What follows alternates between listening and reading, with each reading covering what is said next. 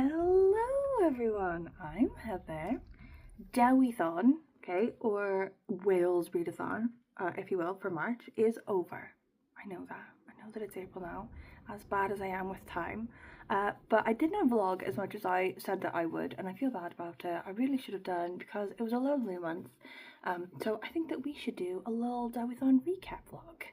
So it's Easter weekend, long weekend, 4 days, and we're up visiting family in Doncaster.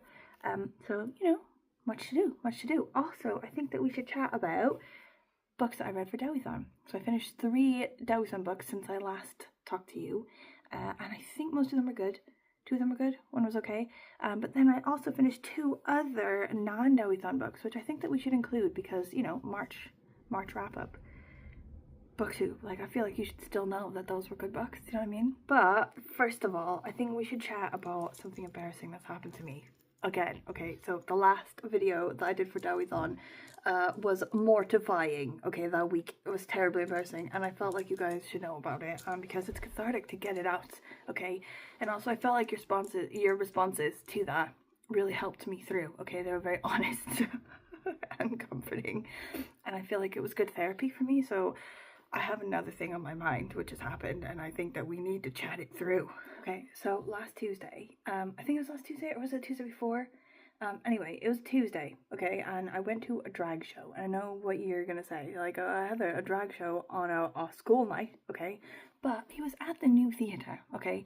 We do go a lot to drag shows, and like gay bars and whatever, but this one, like, you needed to buy tickets, okay, like, it was in the new theatre. It was very classy, okay. It was like the kind of, like, you know, go and order your interval ice cream, you know, before going in with the flashing lights. Like, it wasn't like your average drag show, okay. It was like a level up, and I felt like Tuesday will be fine. Just go, have a pint, enjoy yourself, go home, have a normal bedtime, okay, particularly because literally the day after, the Wednesday after, I had an event at work, and it was a very important event at work, and the only other person running that event is my friend from work who was also at the drag show, okay. I was like, girl, we can't be messed up trying to do this event on the Wednesday. It's a very important event. And she was like, I know better than anyone, okay, like, we're not gonna be crazy, we're just gonna go there, we're gonna have a nice time, we're gonna have a single pint, single cocktail, if you will, and then we're gonna go home like grown-ups. And I was like, banging, like, we were both on the same page, okay. So I cycled into town knowing that I wasn't gonna be that drunk. I was just gonna cycle back and it was gonna be fine, okay. And I met my friend, and we met each other a little bit before we met the other people because they had to come out a little bit later, but we were like, okay, we'll meet for 1, it'll be fine, okay. But when we get to this place, it's 2 for 1 cocktails because it's midweek. We never go out drinking midweek, okay. Turns out that's when all the cheap deals are. So we saw that it was like 2 for 1 cocktails, and we're like, well, we can't just get a 1 cocktail. Are you kidding? Like, we'd be wasting one free one. We'd just be like, oh yeah, okay, we'll take that, but we don't want the free one. So we had to have the 2, okay? And then our friends, after we get these, they're like really nice. So we get them, and then our friends are like, oh, we're here now. We got here a bit early. Come see us in this other bar. And we're like, but we just got here to this one, and we've got 2 cocktails. And they were like, I think you should neck those and come see us. And we were like, okay. So we necked those and we went to see them. So we went over to the other side where they were, and it was also the same thing. All of the deals are midweek, bro. We miss them all the time. We had no idea they were so good. So they also do a 2 for 1 cocktail. Again, we're like, we can't just bin off the free one. What, are we crazy? So we had 2 then. We're like, but we'll be slower with these ones, obviously, because we have a bit of time. But no, turns out loads of our friends were like, no, we have to leave here early, and we have to get to the theater way early so that we can order our interval drinks. We're like, oh, shit. So we had to neck those, okay? So then we go into the theater, and my friend is like, you know what? I can't really afford to drink in the theater. And I was like, oh, I know what you mean.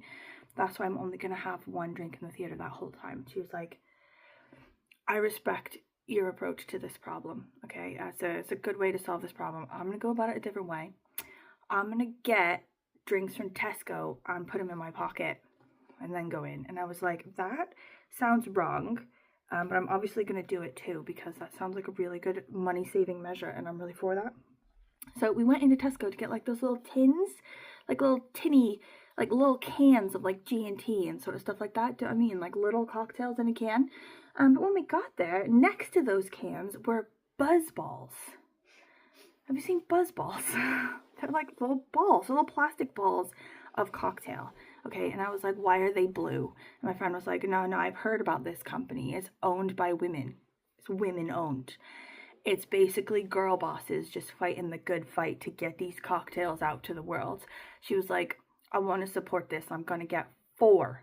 And I was like, I respect your decision here, but I don't want to get 4. I want to get 2. So cut to us at the register where we each had 4, right? We're sticking them in our pockets. We're going into the theater. Like, I'm just gonna, like, I think you know where this is going, okay? I'm just gonna cut to the end after the show, after I've had 4 buzz balls in the course of like an hour and a half and 4 cocktails that I necked, and realizing that I'm too drunk to ride my bike home. Like, my other friends that were there, even the friend that I work with, went on further to other gay bars afterwards and had like rounds of Jaeger, okay? I did not do that. I went straight home and still I was a mess.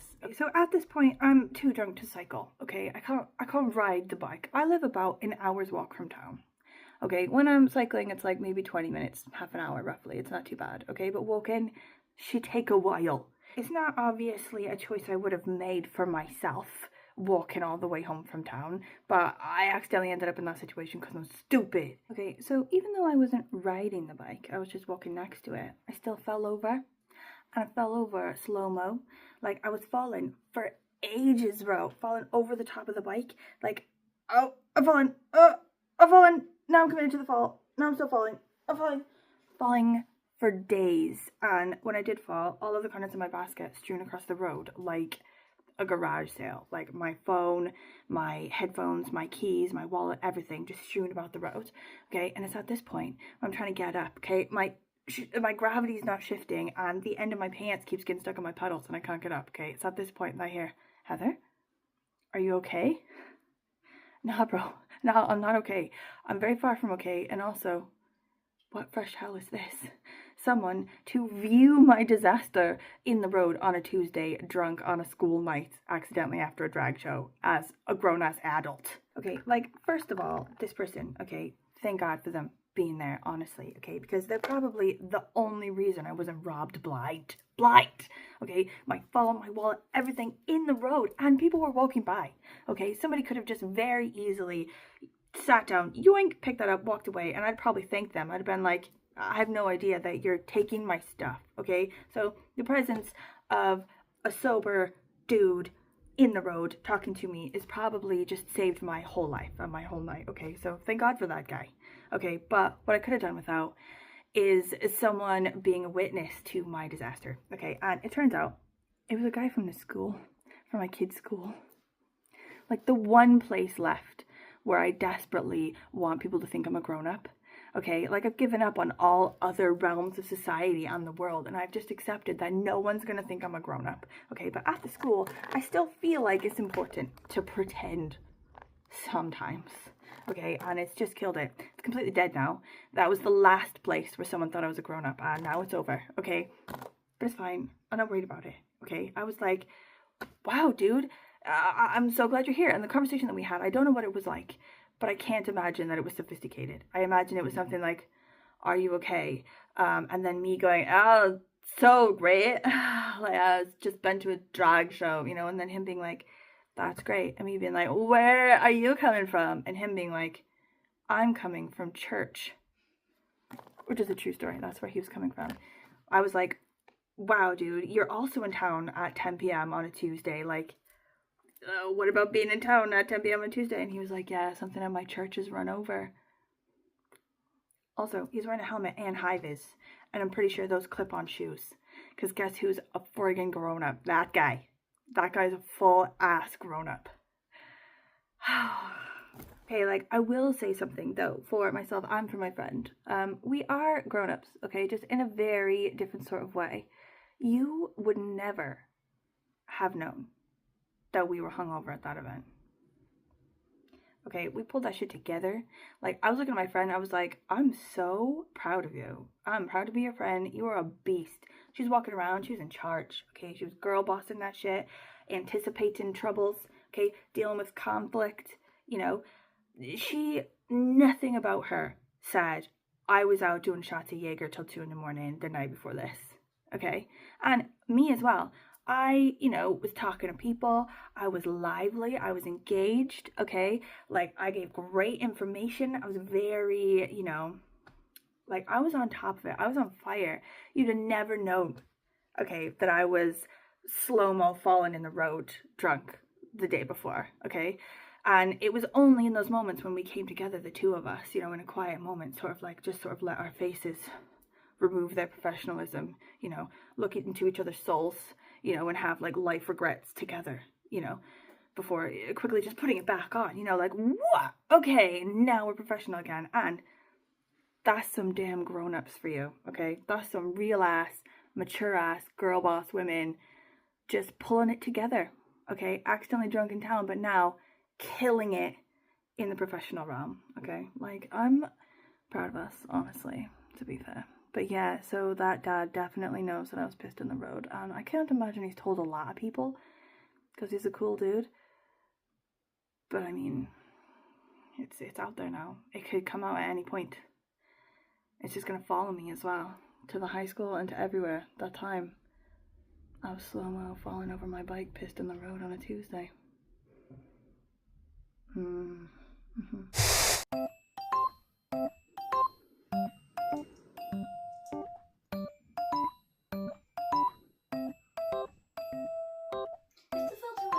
This would be such a great profile. Ready? 1, 2, 3. Ready, step over. 1, 2, 3, 4, 5, 6, 7, 8, 6, 7, 8, 5. I go, wow!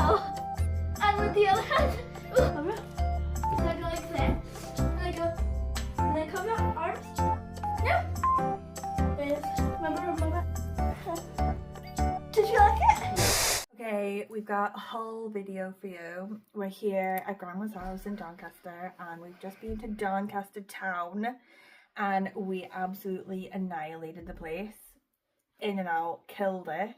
Okay, and we've got a haul for you. Are you ready? First, after everything, we went to Asda, and I got this like Chinese drink, and we got prawns. Has chunks.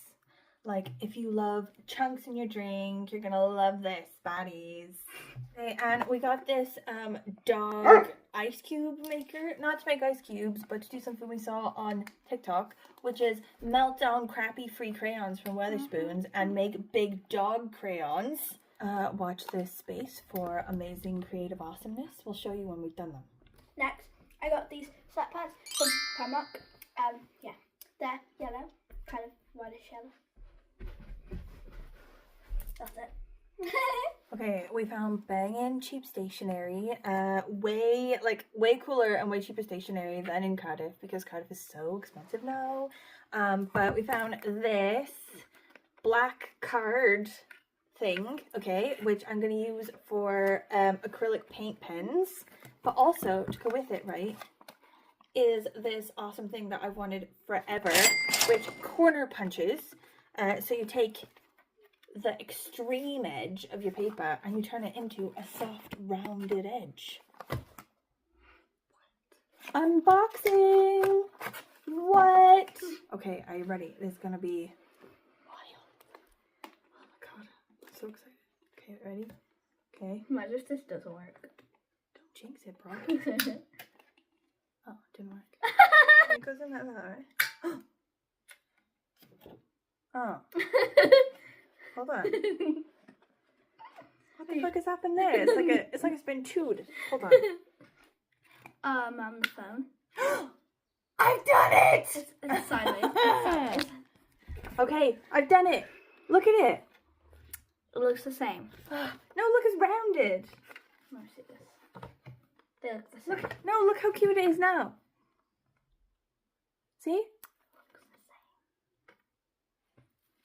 Anyway, I'm so excited about that. So this is my mum's notebook that she bought from TK Maxx. Yeah. Yeah. She bought this.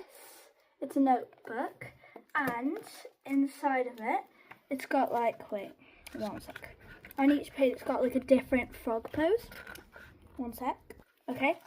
There's another one. But yeah, she just bought this because it was $5.99. She was like, oh, should I buy this? Should I not?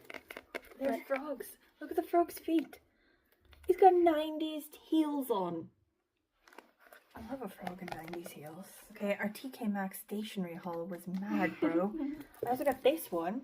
Okay, it was £4 and it's like proper like Japanese stationery situation. Mum, you have to do like oh, toy.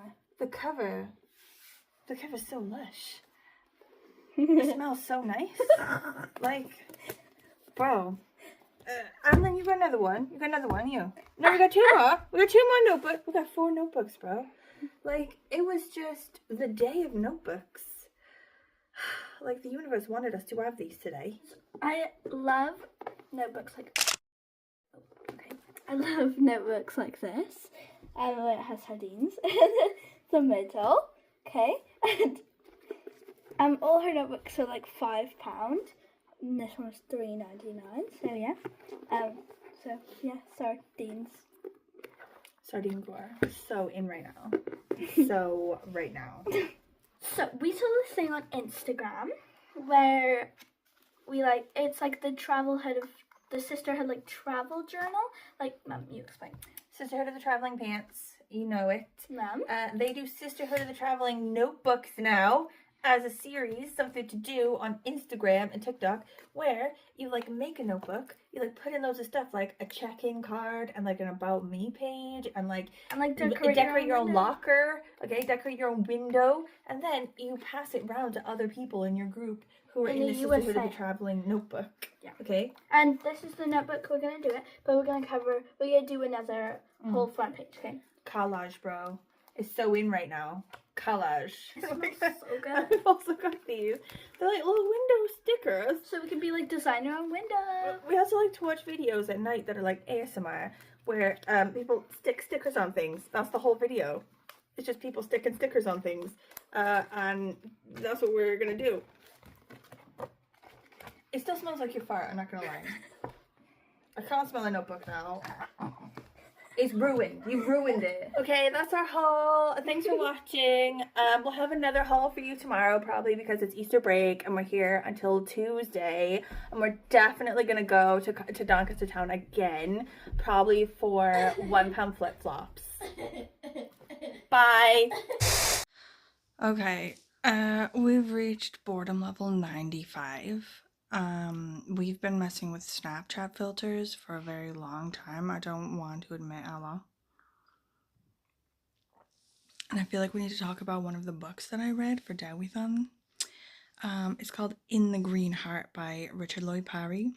So this guy, his name is Richard Lloyd Parry. And I saw the review in something Welsh, something Wales related. And he has a Welsh last name. So I thought he was Welsh. I feel like that's not ridiculous for me to think that, but he is actually English. He's from England. He went to Oxford. So it's like a false alarm, really. And I don't even feel bad, like, because it was a very good book and I enjoyed it, but I'm still counting it. It's about this guy. He goes to an unnamed jungly country. This guy, the author, he's like a foreign correspondent he's like a journalist, and he's done a lot of work in Indonesia. So I think it's generally, it's very Indonesia looking, this place, but it's like not, said out loud. And he goes with his wife and their baby. And the wife is part of this like NGO, this like health and vaccines NGO. But it's got like really dodgy funding. Like it keeps going down and she keeps being like, oh, I'm holding up the whole operation because she doesn't want to go home. So she goes away on this like away mission to vaccinate people sort of upriver or something like that, and leaves her husband and her baby alone in like this village that they're living in.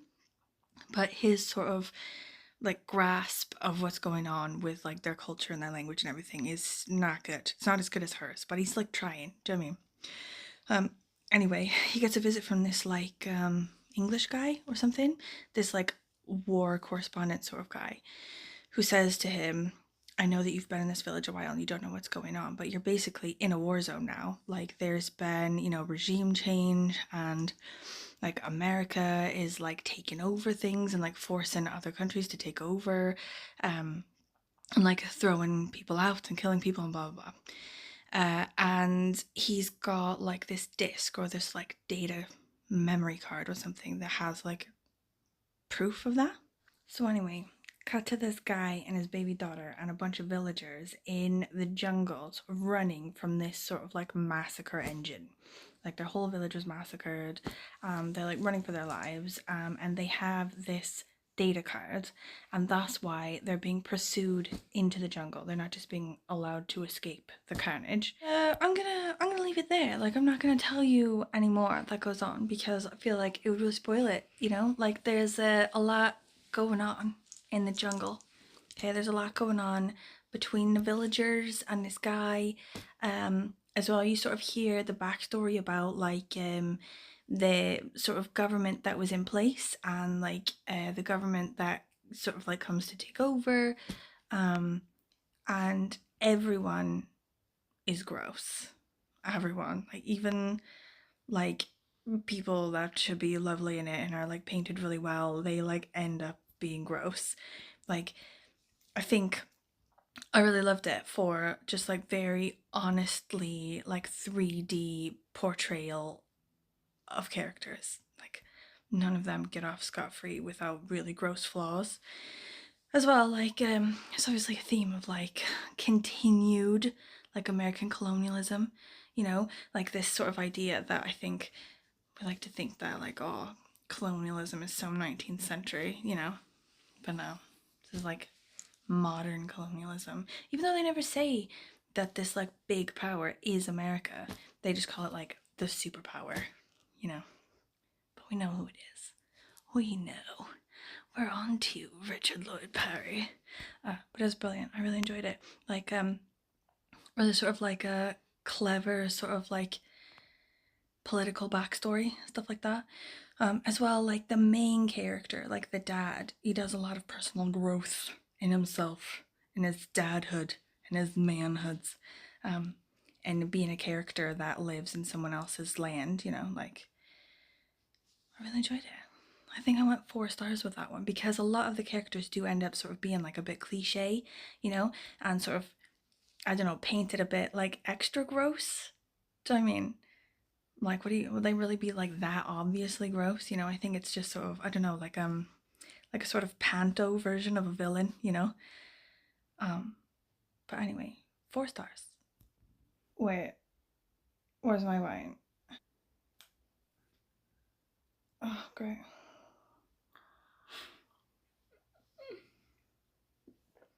That's what. Okay, so new day, right? We're gonna go on an adventure today, to a church and a garden center. So crazy. It's hard to find places your dog can go, honestly. Okay, but I thought we should discuss another book we read, which was not Dewithon related, but which was awesome, that we read together, which was The Mixed Up Files of Mrs. Basil E. Frankweiler by E.L. Konigsburg. This is an American classic, and I found out that it's an American classic by trying to discuss it here with people, and no one knew what it was, whereas that would never happen at home. It's a Newbery Award winner, which is like one of these books that like every year it's awarded to one children's book, and then that children's book is then immortalized for the next 100 years, basically is what happens. They always like get reprinted and like collected together and set up together in libraries and like bookstores and stuff. Anyway, this was like the 1966 winner or the 1968 winner or something. Like it's been around a while, but I read it when I was like 10 or 11 years old. And it caused me to forever, for the next like 30 years, constantly think about what it'd be like to sleep in a museum. So then there was this opportunity to have a sleepover in a museum, and I signed me and my kid up for it. I didn't sign her up because she wanted to do it. Look at her, she's 11 years old, she's huge. And it was to do with dinosaurs, and she was like, Mom, I don't like dinosaurs. I was like, it's not for you, honey. It's to achieve one of Mommy's lifelong dreams. And it was awesome, by the way. Okay, anyway, so this book, Mixed Up Files, Miss Basil E. Frankweiler. It's these kids in New York. It's girl and her little brother. So she's got like, it's like 4 kids. So she's got like 3 siblings, and she chooses this particular brother because he cheats at cards, so he's got more money. Also, there's a definite connection between the two of them. They definitely, you know, like they fight a bit, you know, but they're connected. They've got like a similar brainwave about like adventure, etc. So they run away from home for like various reasons. You don't really find out sort of like the extent of the reasons in their like kid brains until sort of the end. But they get on, they sort of like abscond from the school bus in the morning with like their like violin cases and stuff packed full of socks and underpants. And then they get on a train and they go to the Metropolitan Museum of Art, and they sort of sneak in, and then they find a way to sort of hide while everything shuts down. And then they sleep in like these antique museum beds, you know, like the display beds that are like someone like really famous was murdered in one of them or whatever. And they just sort of spend the whole time like hanging out. Like they don't have a lot of money. So, and they talk about money in a really weird way for Anwen, like, because it's the 60s. So they talk about things like getting a whole lunch for 75 cents or whatever, whereas obviously nowadays that's unthinkable. But it was brilliant. I loved it then. I love it now. Like, they just find themselves, and they find an adventure, and they solve a mystery, and they meet an old lady, and the old lady needed them as much as the kids needed her. Anyway, adventure ho today. Okay, it's gonna be sunny. I'm feeling it. Feel like it's gonna be warm. Okay, we're gonna go to a church and a garden center. And the church, Dave's mom was married in this church, and is apparently pretty freaking cool. It's got like this like medieval graffiti on the walls. Okay, like the running explanation for ages. I think they're like looking into it again to make sure that that is actually what happened. But like the idea for ages was that these guys, they went off to the Crusades.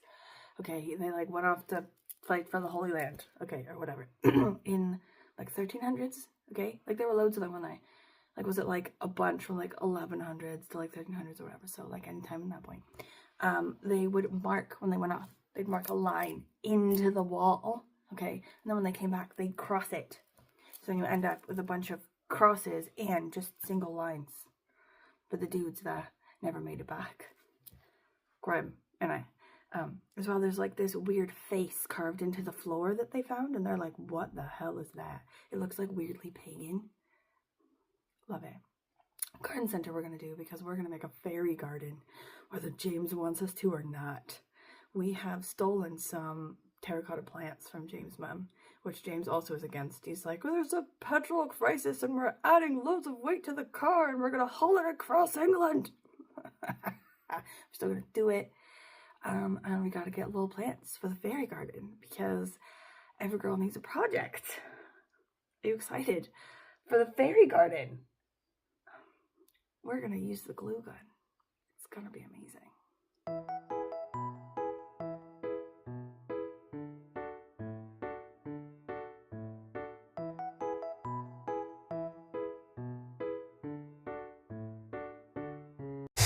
Okay, this video is crazy long, so I'm going to try to be really quick and just do one more book, okay? For Dewithon, I read Weird Walk. I don't know who wrote this. I'm not sure, like, their authors' names are even on here anywhere. It's like these three friends. They started doing these, like, walks, like, rambling type things, where they sort of, like, walk into the countryside, and they'd find these, like, standing stones and stuff, and then they'd rabbit hole about it, and find out all, like, the folklore and everything, and they'd go to the pub afterwards, and they'd talk to everyone, they'd be like, oh, tell us folklore stories from this area, and then they'd write a zine about, like, the places that they went. And those zines turned into not only this one, but also another one. I think there's, like, 2 Weird Walk books in this series. And they're real funky, like, even just, like, the design behind them. Like, the photos and, like, the quotes and everything, like, have a real, like, zine sort of feel to them. Do you know what I mean? Like, little doodles and sort of stuff like that. But it was super interesting as well. So, it was, like, talking about this idea of hauntology. Okay, not ontology. Hauntology. Whereby, like, okay, I went down a really deep rabbit hole about this, and I'm not sure I still understand it all. But it's this, like, philosophical principle, okay, whereby the present is haunted at all times by potential presents to do with things that happened in the past which could have happened a different way, you know, or like the different possibilities of the past. So not just haunted by the past, but all the potential pasts, like that. So it's sort of like this whole book is supposed to be sort of like from this like hauntological perspective, whereby you're looking at this stone circle and you're in a field and you're rambling, you're walking, okay, and this, looking at it in the present, is haunted by all of this area's potential pasts, like that.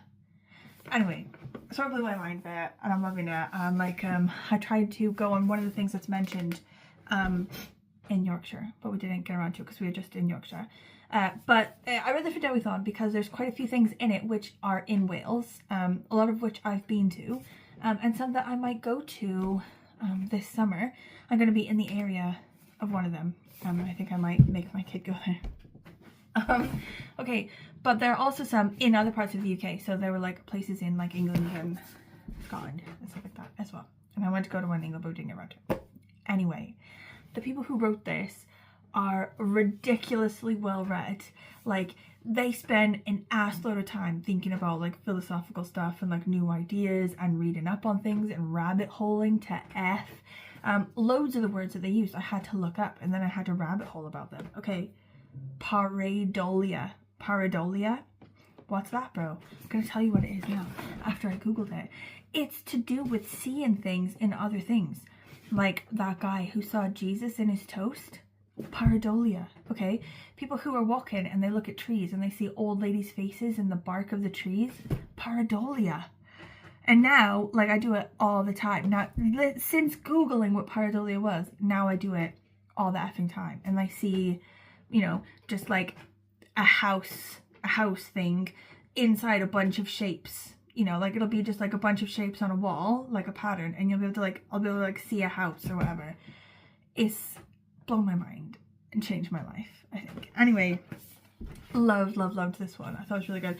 I gave it 4 stars in the end because there were a couple places I ended up not giving a fuck about, and it sort of like brought it down a bit. Like, I'd be like going through it and I'd be like, oh my god, this bit was so interesting, this place was so interesting, this idea was so interesting, and then the next bit would just be like, wah, wah, like trying to stay awake, trying to read it. And then after I started skimming those, like after I sort of read a couple paragraphs and decided if I was into it or not, and then if I wasn't, just skimmed it and moved past that one, that's when I realized the magic. Okay, I think that might be how you're supposed to read this. You read it with like a skimmer's eye. Do you know what I mean? Like, you sort of go through them, and then the ones that you find that are super interesting, you sort of stick with those ones, and you like you rabbit hole those to, and then just sort of skim past the other ones. Anyway, brilliant. I think I'm gonna get the next one. I'm gonna get number 2. I think there's a number 2. Or maybe just the zine series. See if I can get the zine series. Okay, I'm really sorry this video is so long. If you have lasted up until this point, okay, thank you. If you have thoughts, please let me know. Okay, Dewithon was a blast, as usual. Anyone did it with me, thanks so much. If not, like, what'd you read for March? Let me know, okay? I'm still 100% interested in adding to my list of books I need to read at all points. You know, did you get through some absolute bangers that I need to know about? Please let me know. Also, just how was your March? How's your spring? Okay, it is super sunny today, and it's supposed to be super sunny tomorrow. Spud and I, we went to the forest and got sticks. We're gonna hot glue them together and make a hedgehog house. Like, when the sun comes out and the spring starts happening, like, things are just better. Okay, thanks for watching. Oh, when are we gonna do another video? So Dewithon is over. We'll do Hay Festival, should we? Hay Festival's in May, and I'll do a video for Hay Festival. Marcella is coming as well. Yeah. Okay. Bye.